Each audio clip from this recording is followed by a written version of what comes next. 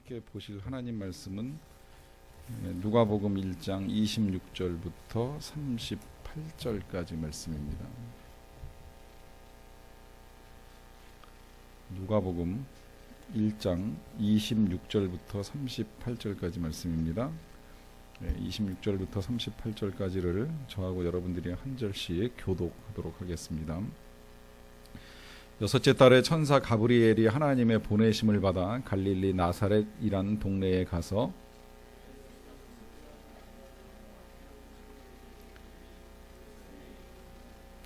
그에게 들어가 이르되 은혜를 받은 자여 평안할지어다 주께서 너와 함께 하시도다 하니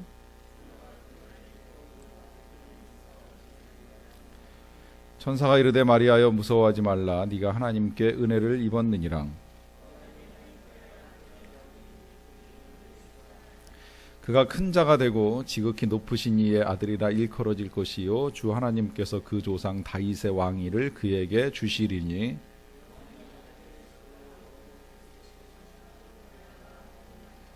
마리아가 천사에게 말하되 나는 남자를 알지 못하니 어찌 이 일이 있으리이까.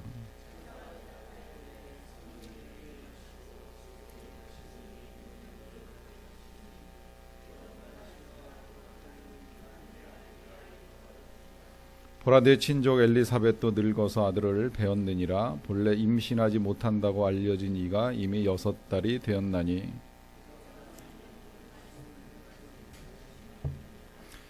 같이 읽습니다. 마리아가 이르되 주의 여종이 오니 말씀대로 내게 이루어지이다 하매 천사가 떠나가니라. 아멘. 지난주에는 우리 한 목사님께서 목사 안수 받으시고 우리 교인들에게 첫 축도하실 수 있도록 제가 한 타임 쉬고 이제 오늘 다시 사도 신경 강해를 이어나갑니다. 이어나가는데 지난주에 말씀 들으면서 이것도 참 하나님 뜻이라는 생각을 한 것이 우리가 지금 신앙 고백, 전능하신 하나님에 대한 고백을 하고 그 다음에 이제 그 외아들 예수 그리스도에 대한 고백을 하고 이제 오늘은 그 탄생에 관한 말씀을 나누게 되는데 그 중간에 이제 설명되어져야 될 부분이 이 신앙 고백에 빠져 있어요. 그 빠져 있는 부분이 어떻게 보면 지난주에 이제 목사님을 통해서 들었던 이제 말씀에 많이 담겨 있다고 볼 수 있습니다. 우리가 들었던 말씀은 하나님께서 태초에 사람들을 만드실 때 하나님의 형상을 따라 만들었다고 이거 이제 그 표현하시기를 원형이라고 표현을 해주셨죠. 우리의 원형은 하나님 닮은 하나님 형상을 가진 하나님의 자녀됨이라고 하는 말씀을 해주셨습니다. 이 하나님의 형상 그 원형이 깨진 건 이제 죄로 말미암아서 하나님과 사람 사이에 간격이 벌어졌고 그래서 그 깨진 원형을 가진 사람들은 하나님 앞에 그냥 나가면 죽습니다. 왜냐하면 이 죄의 삭은 사망이기 때문입니다. 죄의 삭은 사망이기 때문에 죄를 가진 사람이 하나님 앞에 그냥 나간다는 건 죽음을 자초하는 일이나 다름이 없습니다. 그래서 이제 이 죄된 형상을 가진 죄인의 형상을 가진 사람이 하나님 앞에 나아가기 위해서 이 죄의 문제를 해결해야 되는데 그 죄의 문제를 해결하기 위한 방법으로 하나님께서 주신 것이 제사예요. 그 제사에 제물을 가지고 하나님 앞에 나아가면 하나님께서 이 제물의 연기를 흠양하시고 인간의 죄를 용서하시고 하나님 앞에 나아오는 하나님의 사람들을 용납하는 일을 하게 됩니다. 이 제물로 드려지는 그 제물의 특성은 한 가지입니다. 그것은 흠없는 어린 양이라고 하는 거죠.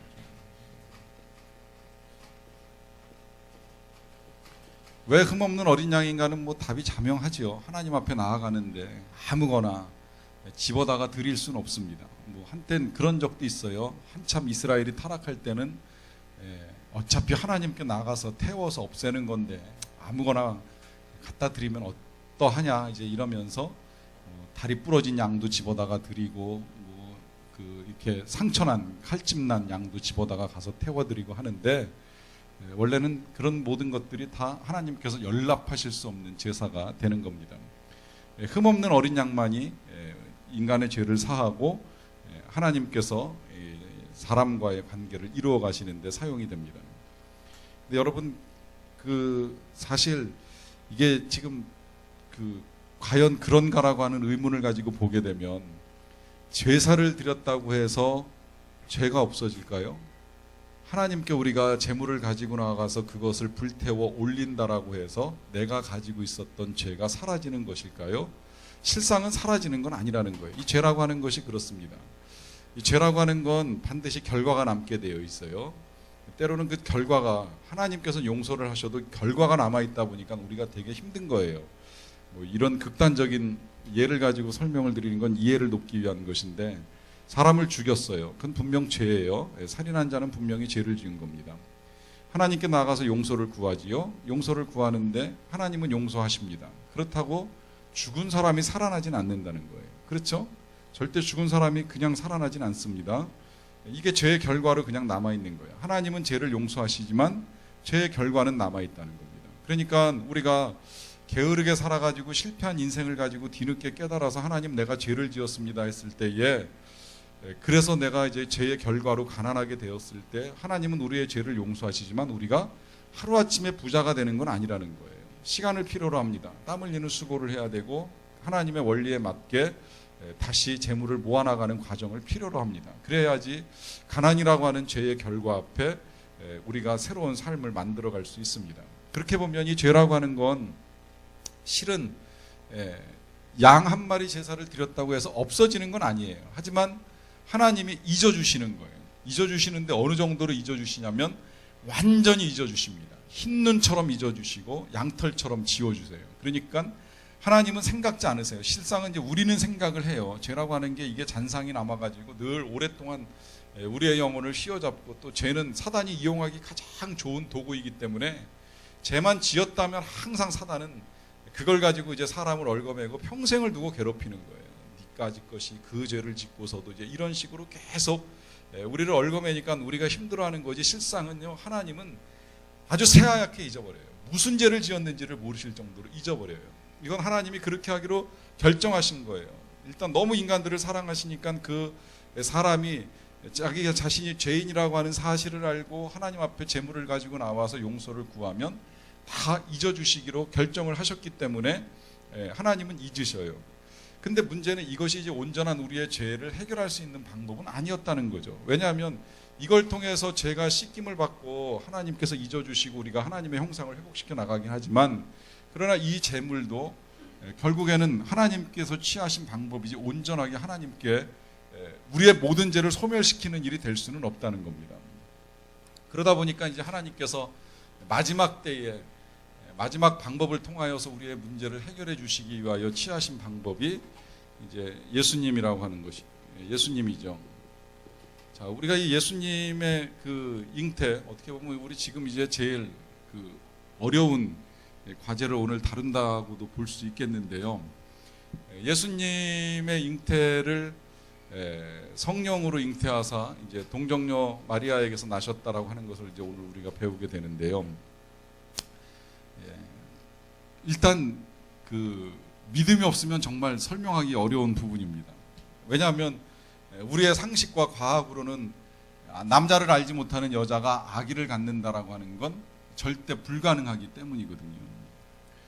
그렇기 때문에 이제 이해하기 어렵지만, 그럼에도 불구하고 성경이 분명히 이제 오늘 우리가 조금 이따 다 이제 차근차근 확인을 해나가긴 하겠습니다만은, 성경은 분명히 예수님께서 성령으로 말미암아 동정녀 마리아에게서 이제 낳으시게 되었다라고 설명을 하고 있어요.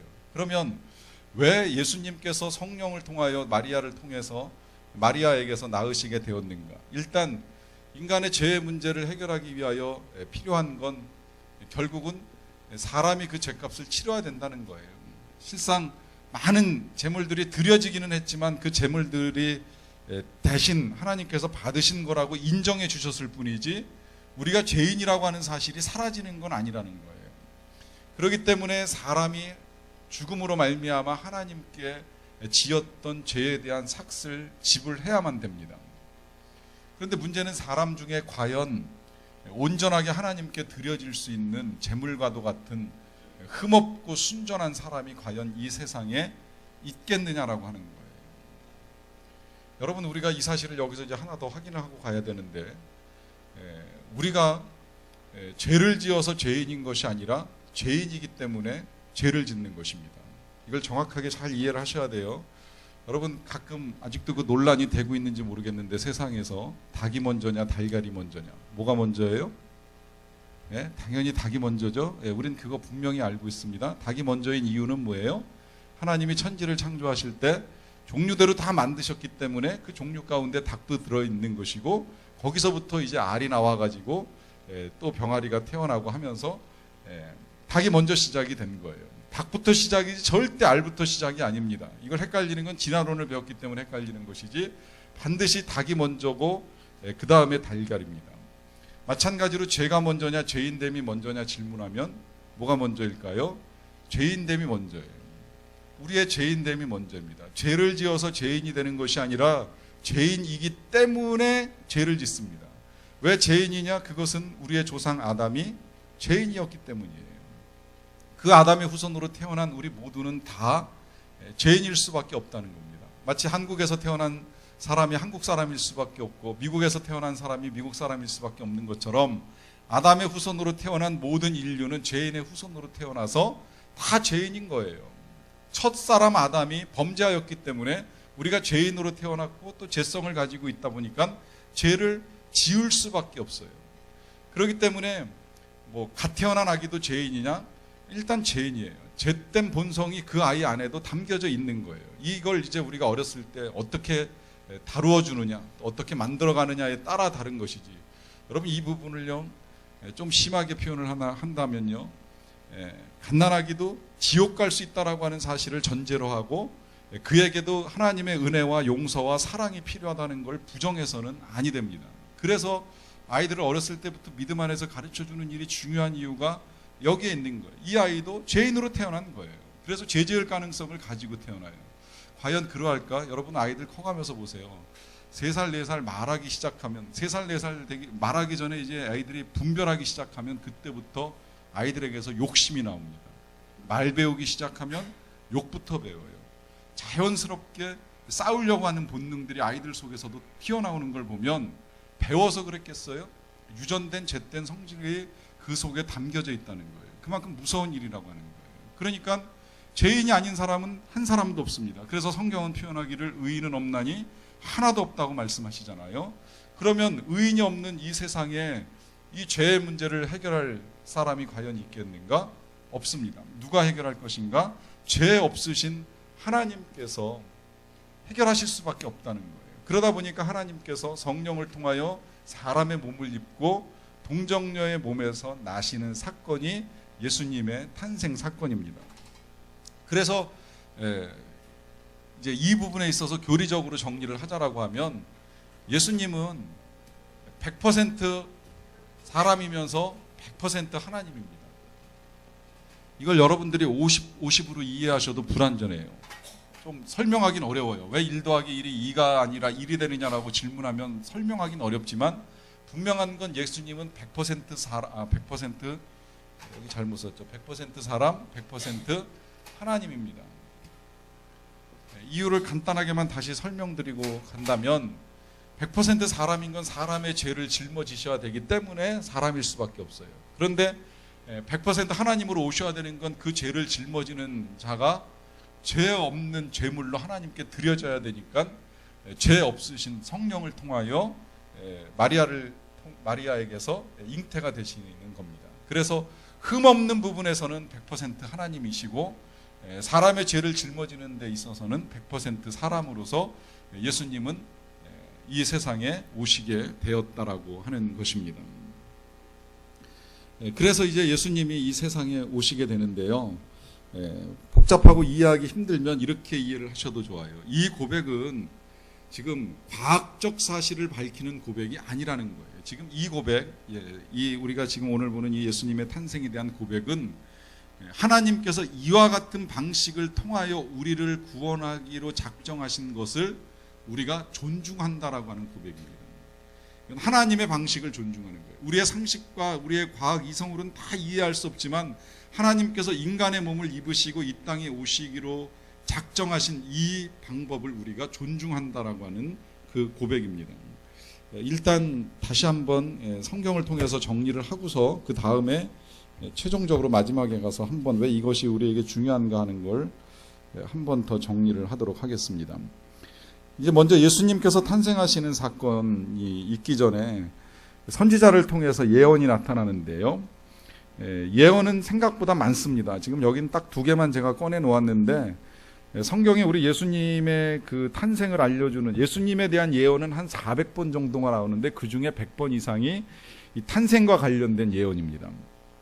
그 가운데 이사야 9장 6절을 먼저 보시게 되면, 이는 한 아기가 우리에게 낳고 한 아들을 우리에게 주신 바 되었는데 그의 어깨에는 정사를 메었고 그의 이름은 기묘자라 모사라 전능하신 하나님이라 영존하시는 아버지라 또 평강의 왕이라 할 것임이라. 한때 이 예언은 혹시라도 이제 이 예언은 우시아 왕 시대 이스라엘 백성들이 영적으로 어둡고 또 정치적으로 혼란스러운 시대를 살았기 때문에 그 후에 언젠가 좀 좋은 왕이 태어나지 아니할까라고 하는 이제 기대를 가지는 예언이어서 유대인들은 지금도 이 예언이 히스기야를 향한 예언으로 보고 있습니다만은 그렇게 보기가 어려운 이유는 이 예언 앞부분은 물론 한 왕처럼 여겨져요. 뭐 어깨에는 정사를 메었고 기묘자라 모사라 하는데 그 다음부터는 그게 아니잖아요. 전능하신 하나님이라. 감히 어떤 왕을 일컬어 이런 표현을 사용할 수 없죠. 또 영존하시는 아버지라, 영원히 존재하시는 아버지라, 이런 표현을 누구에게도 사용할 수 없잖아요. 이건 분명히 하나님에 대한 예언이고 그 하나님께서 이 땅에 아기로 태어나실 것에 대한 예언의 말씀입니다. 또 그 밑에 미가 선지자가 예언한 거 5장 2절에도 보시면 똑같습니다. 베들레헴 에브라다야, 너는 유다 족속 중에 작을지라도 이스라엘을 다스릴 자가 네게서 네게로 나올 것이라. 그의 근본은 상고에 영원에 있느니라. 이스라엘을 다스릴 자라고 표현했지만 원래 그 근본은 상고부터, 그러니까 태초부터 있었다는 것이고 또 영원부터 계셨다라고 하는 사실을 밝혀주고 있는 거예요. 그런데 이 예언에서 더 특이한 건 그 처음엔 이제 지명에 나오잖아요. 베들레헴 에브라다야 하는데 이 베들레헴이 원래 예수님의 고향은 아닙니다. 예수님 고향 어딘지 알고 계시죠? 원래 그 부모님들이 사시던 곳은 나사렛이라고 하는 동네입니다. 나사렛은 유대 북부 지역 갈릴리 나사렛. 오늘 본문에도 나사렛에서 살고 있던 마리아가 천사를 만나는 장면인데 여기서 이제 잉태가 된 거예요. 그런데 출생할 즈음이 되니까 갑자기 그 호적을 다시 한다고 해가지고서 모든 사람들을 다 본적지로 돌려보내는 일이 있죠. 그래서 이 베들레헴이라고 하는 곳이 그 요셉의 고향인데, 그러니까 예수님의 아버지 요셉의 고향인데 그리로 가가지고 이제 그 호적을 하기 위해서 내려갔다가 거기서 출산을 하잖아요. 이것까지도 성경이 미리 다 선지자를 통해서 예언을 해놓았다는 거예요. 뭐 이 밖에도 아주 여러 차례 성경에는 예수님이 곧 오실 게 될 것을 이제 말씀하신 예언들이 담겨져 있습니다. 한 500~600년 전에, 그러니까 예수님께서 탄생하기 500~600년 전에 이런 예언들이 먼저 있었고요. 그 다음에 예수님께서 탄생하시기 전에는 이제 천사를 통해서 예고가 있습니다. 천사, 누가복음 1장 26절에 보시게 되면 6째 달에 천사 가브리엘이 하나님의 보내심을 받아 갈릴리 나사렛이라는 동네에 가죠. 마리아를 만나기 위해서 가는 거예요. 이 6째 딸이라고 하는 거는 엘리사벳이라고 하는 사람이 세례 요한을 임신한 지 6개월째 되던 때를 의미합니다. 천사 가브리엘은 천사 중에도 천사장이 장으로 우리에게 알려져 있는데요. 이것만 봐도 좀 특별하다고 볼 수 있는 건 보통 같으면 천사가 갈 수도 있겠지만 이제 대장이 가는 건 그만큼 크고 중요한 사건이라고 하는 거죠. 예수님의 탄생이다 보니까 가브리엘이 직접 내려가서 하나님의 보내심을 받아서 나사렛이라는 동네에 가서 이제 마리아를 찾아요. 또 하나 마태복음 1장 21절에도 예고가 하나 있는데 요 예고는 마리아에게 한 예고가 아니라 마리아의 남편이 될 요셉에게 한 예고입니다. 아들을 낳으리니 이름을 예수라 하라. 이는 그가 자기 백성을 그들의 죄에서 구원할 자이심이라 하니라. 이것은 이제 그 마리아의 임신 소식을 들은 요셉에게 들려주신 말씀인데 예수라는 사람이 태어날 것이고 자기 백성을 그들의 죄에서 구원할 것이라 하는 예고를 한 10개월 전, 9개월 전에 이제 해 주었다고 볼 수 있겠습니다.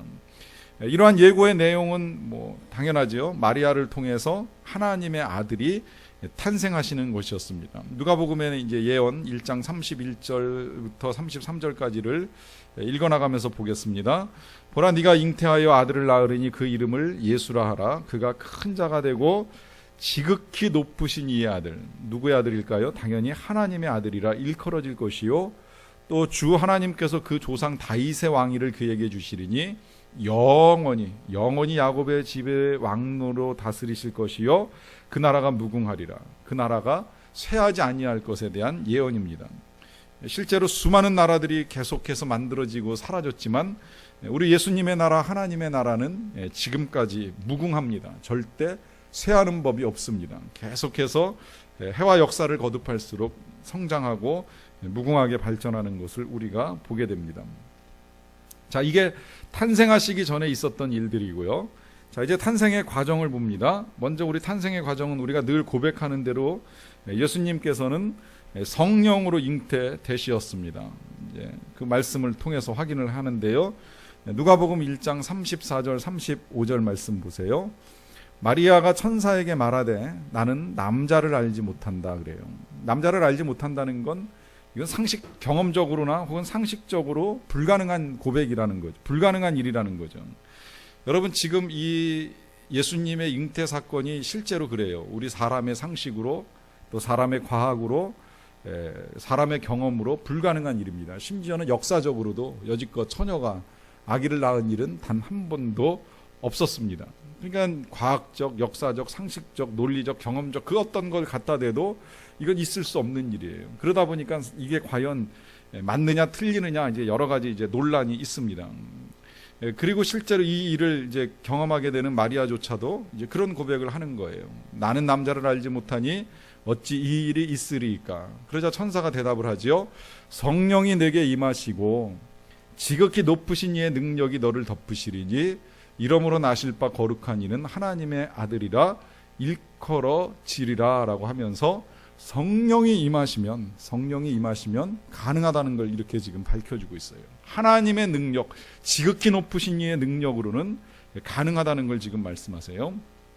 한 사람한테만 말씀하시는 것이 아니라 또 한 사람 이제 요셉에게 말씀을 하시는데 마태복음 1장 20절에는 요셉과의 대화예요. 이 일을 생각한다 그랬어요. 이 일을 생각한다라고 하는 건 요셉이 소식을 들었습니다. 아마 마리아하고 직접 대화를 나눴을 가능성이 제일 높아요. 마리아가 어느 날 천사가 나타나서 아기를 가졌다라고 하는 소식을 전해주니까 마리아가 처음에 당황했겠지요. 내가 남자 알지 못하는데 그게 어떻게 가능합니까?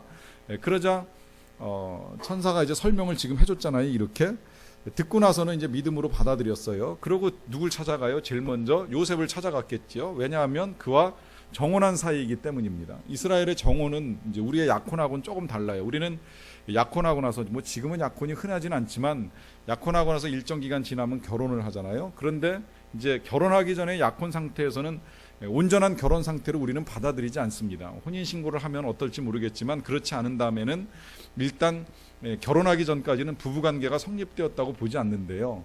유대풍습은 좀 달라요. 유대풍습은 일단 정혼하면 부부입니다.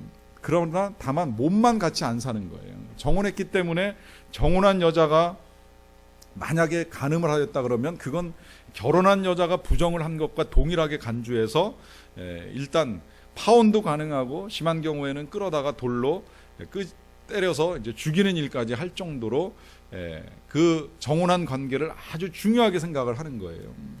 이제 그런 상태에 머물러 있는데, 그러니까 아직 같이 살지 아니하는 상태인데 정혼한 여자가 어느 날 찾아와 가지고 나 아기 가졌어요. 천사가 그렇게 얘기해 줬어요. 성령께서 나를 임신하게 하셨대요. 여러분 남편 같으면 믿으시겠어요? 이 말이 그렇게 받아들이기 쉬운 말은 분명히 아니잖아요. 그러니까 고민하는 거예요. 이 일을 생각하는 거예요. 어떻게 할까?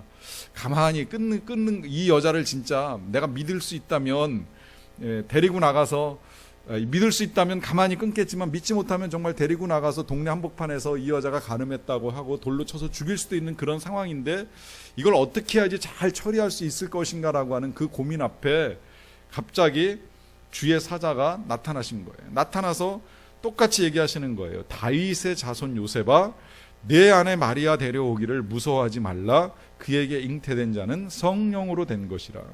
한 번 더 확인을 시켜주시는 거죠.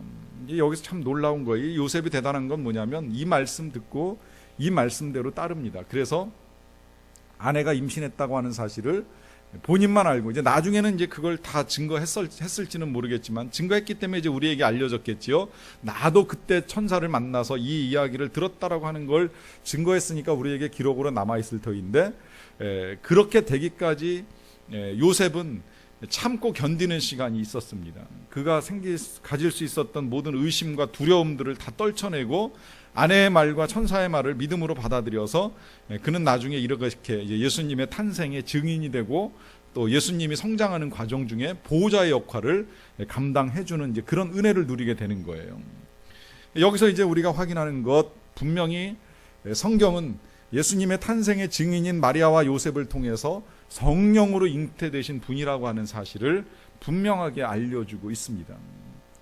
여러분, 이 사실을 믿는 믿음이 우리에게 있어서 참 중요합니다. 왜 중요하냐라고 하면 이 신앙 고백이 이런 의문 혹시 여러분 가져보신 적 없으세요? 저는 이제 과거에 그런 의문 가졌던 적이 있어요. 우리가 하나님에 대해서 먼저 고백을 했어요. 전능하사 천지를 만드신 우리 아버지 하나님에 대해서 고백을 했어요.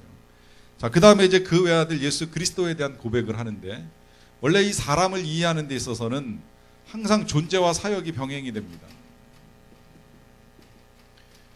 이 두 가지가 합쳐져야지 항상 그에 대한 이제 온전한 이해가 이루어지는 거예요. 오늘 오후 이제 제가 이거 후에 그 샘지기들하고 아마 여러분들이 샘원들하고 이제 나중에 샘모임에서 또 나누게 될지도 모르겠지만, 우리가 지난 한 해를 돌아보면서 감사하는 방법에도 역시 두 가지가 함께 병행이 돼요. 사역이라고 하는 건 하나님이 나를 위하여 하신 일 때문에 우리가 감사할 수 있어요. 무엇을 해주셨는지 헤아려 보면서 감사할 수 있잖아요. 우리가 거두어들인 것들을 놓고서. 그렇지만 때로는 누가 나에게 뭘 해줬다고 해서만 감사하는 것이 아니라 그가 있음으로 인해서 감사하는 것. 제가 지난 주일에 초점을 맞췄던 말씀은 그 부분이었어요. 내 곁에 있는 가족들, 내 곁에 있는 믿음의 형제와 자매들, 이런 존재에 대해서 감사하잖아요. 그리고 더 나아가서는 하나님께서 해주신 거 다 헤아릴 수 없을지라도 하나님이 나와 함께 계시다라고 하는 그 존재 때문에도 우리가 감사할 수 있다는 겁니다. 그러니까 항상 그를 이해하는 데 있어서 가장 중요한 건 존재와 사역이 병행되어야 되는 것인데, 우리가 예수님의 존재에 대해서 지난주에 고백을 통해서 지난 시간에 배웠죠. 우리 주님이시고 뭐 하나님의 아들이시고 그 다음에 그리스도다 하는 이제 이런 고백을 통해서 주님에 대해서 배웠어요. 자, 그러면 그 다음에 이제 예수님의 사역은 뭐예요? 예수님의 사역은 탄생으로부터 그 다음에 생애가 있고 그 다음에 예수님의 고난이 있고 부활이 있고 승천이 있잖아요. 그리고 우리 마지막 고백은 이제 재림까지도 고백을 하게 될 거예요. 그런데 놀랍게도 사도신경은 탄생, 오늘 동정녀 마리아에게서 나시고라고 하는 고백을 하고 난 다음에 바로 고난으로 건너뜁니다. 본디오 빌라도에게 고난을 받으사 십자가에 못 박혀 죽으시고 생애가 빠져 있어요. 이 생애야말로 예수님의 사역과 또 뭐로 합쳐져 있어요? 예수님의 말씀으로 합쳐졌는데, 이 사역과 말씀 부분에 대한 우리의 고백이 담겨 있지 않습니다. 왜 안 담겨 있을까요? 제가 의문을 가졌던 건 그것이었는데, 이 고백이 담겨 있지 아니한 이유는 지금 이건 신앙 고백입니다. 말 그대로 하나님에 대한 신앙, 예수님에 대한 신앙, 성령에 대한 신앙, 교회에 대한 신앙을 고백하는 일이죠. 이 고백 가운데 제일 풀기 어려운 두 가지의 과제가 있다면 그건 탄생이고 그 다음에 아마 부활의 문제라고 여겨져요. 죽은 사람이 다시 살아났다. 사실 믿기 힘든 일이죠. 그런데 예수님이 부활을 믿을 수만 있으면 예수님의 생애 가운데 무슨 나사로를 살리고 아니면 뭐 나인성 홀로 된 여인의 아들을 살리고 뭐 야이로의 딸을 살리고 하는 거 믿는 거 어려울 거 하나도 없죠. 부활만 믿으면 다 믿을 수 있는 거예요. 사실 예수님이 승천하셨는데 하늘로 올라가셨는데 물 위에 떠서 걸어가는 게 뭐 그렇게 어렵겠어요. 못 믿을 게 하나도 없는 거지요. 그렇기 때문에 예수님의 탄생을 믿을 수 있으면 예수님의 사역과 말씀으로 만들어진 생애를 믿는 건 어려운 일이 아니다 보니까 우리 신앙 고백에서는 이 부분이 지금 삭제가 되어 있는 거예요. 그리고 이 탄생을 믿을 수 있느냐 없느냐 하는 문제를 가지고 지금 다루는 것인데, 믿을 수 있는 이유는 성령께서 하셨기 때문이라는 거예요. 성령 지극히 높으신 이의 능력이 너를 덮게 되면 불가능한 일이 가능하게 될 수 있다는 거예요. 상식적으로 안 되는 일이 얼마든지 초월적으로 가능하다라고 하는 걸 우리에게 말씀해 줍니다. 바레트라고 하는 신학자가 하나님의 역사는 창조적 능력을 동반한다고 말을 합니다. 그리고 그 능력은 두 가지인데 하나는 창조요, 또 하나는 재창조라 하는 고백을 하고 있습니다. 이것은 이 하나님의 능력이 창조 시에만 나타난 것으로 끝난 것이 아니라 다시 이제 새로운 능력, 재창조하는 능력으로 나타난다는 거예요. 그래서 이제 우리에게 가장 많이 알려진 것 중에 하나가 에스겔 선지자가 본 환상 가운데 하나, 에스겔 골짜기에서 에스겔 그 마른 뼈의 환상을 보게 되잖아요. 그 뼈를 봤을 때 하나님의 그 선지자에게 질문하지요. 이 뼈들이 능히 살겠느냐. 선지자도 자신이 없어요. 주께서 아시나이다 그러고서 이제 머뭇거리면서 대답을 해요. 그때 하나님께서 선지자에게 분명히 보여주시잖아요. 그 뼈들이 이제 살아 일어나는 것, 거기에 뭐 살이 붙고 힘줄이 붙고 근육이 붙고 거기에 마지막으로 이제 생기를 불어넣어 주셔요. 이 생기가 성령인데 성령이 들어가니까 온전히 살아나는 역사가 나타나는 거예요. 이게 재창조의 역사라고 하는 것인데, 죽었던 것도 살아나게 하시는 성령의 역사라면 얼마든지 결혼하지 아니한 여인의 몸에서 생명을 잉태케 하는 일도 가능하게 하시는 분이시라고 하는 것이죠. 그거를 가르쳐 주기 위해서 하나님이 먼저 하신 일이 뭐냐면 이 마리아의 친족 엘리사벳이 아이를 갖게 하는 일을 합니다. 누가복음 1장 36절 보세요. 보라, 네 친족 엘리사벳도 늙어서 아들을 배웠느니라. 본래 임신하지 못한다고 알려진 이가 이미 6달이 되었나니 대저 하나님의 모든 말씀은 능하지 못하심이 없느니라. 자, 여기 지금 엘리사벳은 마리아의 친척이고 나이가 든 분이라고 알 수 있겠는데, 늙어서 아들을 배웠다고 하는 이 말이 아이를 가질 수 없는 불가능한 상태에서 아이를 가졌다는 거예요. 그로부터 6개월이 지나고 나서 이제 이 마리아가 아이를 갖게 되는데, 대저 하나님의 모든 말씀은 능하지 못하심이 없다라고 하면서 하나님께서 불가능한 일을 가능하게 하시는 분이시라고 하는 것을 분명하게 밝혀주고 있습니다. 여러분, 하나님을 자꾸 우리의 이성과 또 우리의 상식으로 제한하지 마십시오. 때로 우리의 삶에서 기적을 소망할 때가 있습니다. 여러분들 혹시라도 여러분들 가운데 좀 이런 기적이 일어났으면 좋겠다, 나름 뭐 누가 변하든지 내 삶의 형편이 변하든지 혹은 누구의 질병이 낫든지 하는 그런 기적을 소망하는 분들이 여기 계실지 모르겠는데, 그렇다면 제가 이렇게 질문을 가지고 설명을 드리겠습니다. 그 기적이 일어나기를 믿고 소망한다면 예수님께서 동정녀의 몸에서 성령으로 잉태되셨다라고 하는 사실은 왜 못 믿으십니까? 내게서 원하는 기적만 일어나기를 바랄 것이 아니라 주님이 이루신 기적도 우리가 함께 믿을 수 있어야 된다는 이야기죠. 그래서 이제 이 고백이 하나님의 방법을 존중하는 고백이라고 할 수 있겠고요. 자, 그러한 이제 성령의 능력이 동정녀 마리아를 통해서 나타나는 과정을 우리가 좀 볼 필요가 있겠는데요. 먼저 이 마리아는 은혜를 받은 사람입니다. 누가복음 1장 27절과 28절에 이렇게 이제 말씀합니다. 다윗의 자손 요셉이라 하는 사람과 약혼한 처녀에게 이르니 그 처녀의 이름은 마리아라. 그에게 들어가 이르되 은혜를 받은 자이여 평안할지어다. 주께서 너와 함께 하시도다. 이 부분이 이제 우리하고 그 천주교하고 조금 이제 생각을 달리하는 부분이라고 할 수 있겠는데요. 천주교는 이제 마리아를 거의 이제 하나님 뭐 그 정도는 아니지만 이제 예수님 수준까지 올려놓았는데, 성경은 그 어디에도 이 마리아가 이제 그와 같은 분이었다라고 하는 증거가 없어요. 항상 우리의 믿음의 근거는 성경의 기록을 따르기 때문에, 그래서 성령으로 잉태되셨다고 여기 기록해서 우리가 그 고백을 지금 하는 것인데, 마리아가 동정녀로 예수님을 가진 건 맞지만 마리아가 절대 예수님과 동격일 수는 없습니다. 왜냐하면 그냥 평범한 한 여인이에요.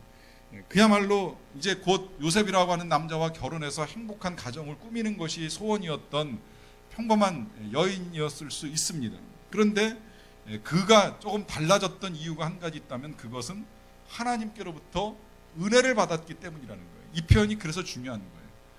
은혜를 받은 자지 마리아가 은혜를 끼치는 자가 아니에요. 마리아는 은혜를 끼칠 수가 없어요. 은혜를 끼쳤다면, 그가 은혜를 끼쳤다면 그저 자신을 통해서 예수님이 태어나게 해준 것, 그 예수님을 우리가 믿을 수 있게 된 것, 이것이 은혜라면 은혜지, 마리아도 은혜를 받았기 때문에 아이를 가질 수 있었지 그가 특별한 존재였기 때문에 아이를 가질 수 있었던 건 아니라는 거예요.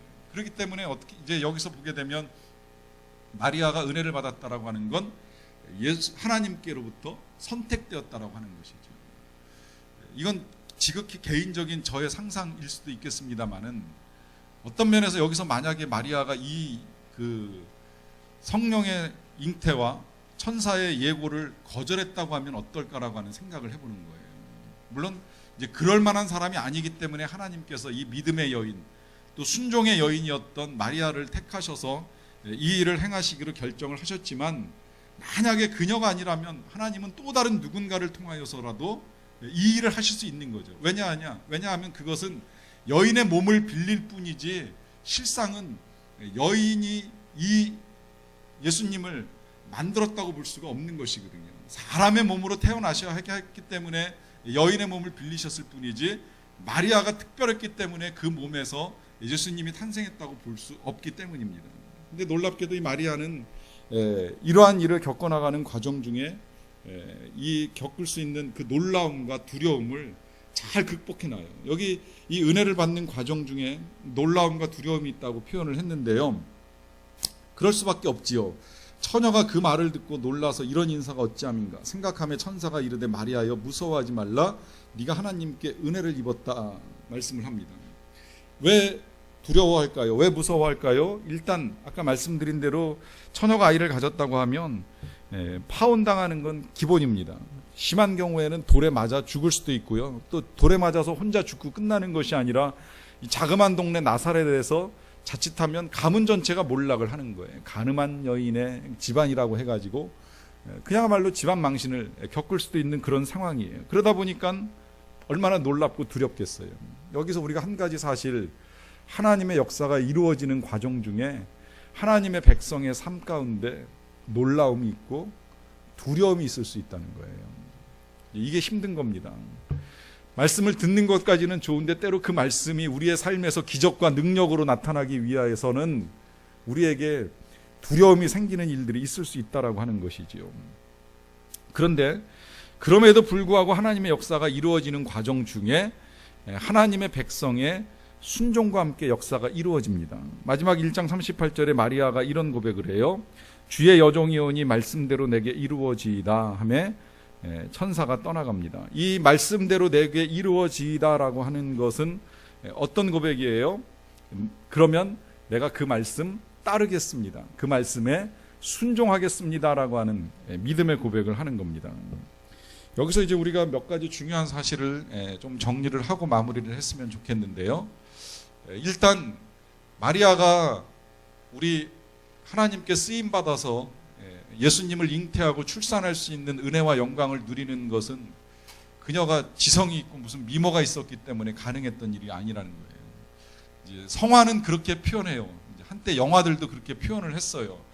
영화에서 예수님 탄생 과정을 보여줄 때 보면 늘 마리아는 정말 예쁜 소녀나 이제 아가씨가 나와가지고 잉태를 하는 걸로 되어 있는데 그 환상을 깨트린 영화가 한 2004년에 나왔던 패션 오브 크라이스트에서 보면 예수님의 어머니가 좀 색다른 모습으로 그려졌어요. 그냥 체격 좋고 정말 의지가 굳건하게 생긴 이제 아줌마의 모습으로 이렇게 이제 비춰진 게 아마 처음이지 않았나 싶은데 그것도 맞겠다 하는 생각이 들어요. 지금 마리아에게 있어서 중요한 건 그녀의 지성이나 그녀의 미모가 아니라 그녀가 믿음의 여인이었고 순종의 여인이었다라고 하는 것이 중요한 겁니다. 그래서 하나님이 그를 택하시고 그의 가정에서 이 귀한 일들을 이루어 가신다라고 하는 것 일단 먼저 염두에 두셔야 돼요. 또 그의 남편 될 요셉도 경건한 사람이었어요. 의로운 사람이었어요. 그런 가정이 쓰임 받는다라고 하는 것이 먼저 우리가 눈여겨봐야 될 부분이고요. 이 예수님의 탄생에 있어서 중요한 건 일단 하나님께서 사람으로 오셨다라고 하는 거예요. 그 다음에 하나님께서 역사 속으로 들어오셨다는 겁니다. 원래 하나님은 역사를 초월하고 존재하십니다. 우리는 제한된 역사 속에서 일정한 시간을 살고 지나가지만 하나님은 태초로부터 영원까지 역사와 역사를 다스리시고 역사의 주관자이신데 하나님께서 그 역사의 일정한 시점으로 이제 정해서 들어오셨다는 거예요. 들어오실 때에 사람의 모습으로 오기로 작정을 하셨어요. 사람으로 오신 첫 번째 이유는 사람의 죄의 문제를 해결하기 위해서 오셨다고 말씀을 드렸죠. 근데 주님이 오신 건 이것만으로 중요한 것이 아니라 왜 사람으로 오시느냐, 거기에 또 하나의 이유가 있는데, 그것은 사람을 이해하고 사람과 대화하기 위해서 사람의 모습으로 오셨다는 거예요. 하나님이 사람들을 위해서 어떤 일을 하고 계시는지, 또 하나님께서 사람들을 얼마나 사랑하시는지를 보여주시기 위해서 하나님께서 친히 사람의 모양으로 입고 오셔서 실제 이 땅에 거하시면서 다 보여주시잖아요. 예수님의 생애를 통해서, 기적을 통해서 보여주시고, 말씀을 통해서 하나님의 나라를 충분하게 알려주십니다. 그러면서 예수님이 고난당하는 걸 통해서 우리가 이 세상에서 겪는 고난을 이해하시고 고난당하는 사람들과 대화가 가능한 존재가 되셨어요. 자, 이 일을 위하여서 예수님께서 이 땅에 오셨는데, 이 과정 보세요. 이 과정이 얼마나 위험한 과정인지 몰라요. 죽을 고비를 넘기는 과정입니다.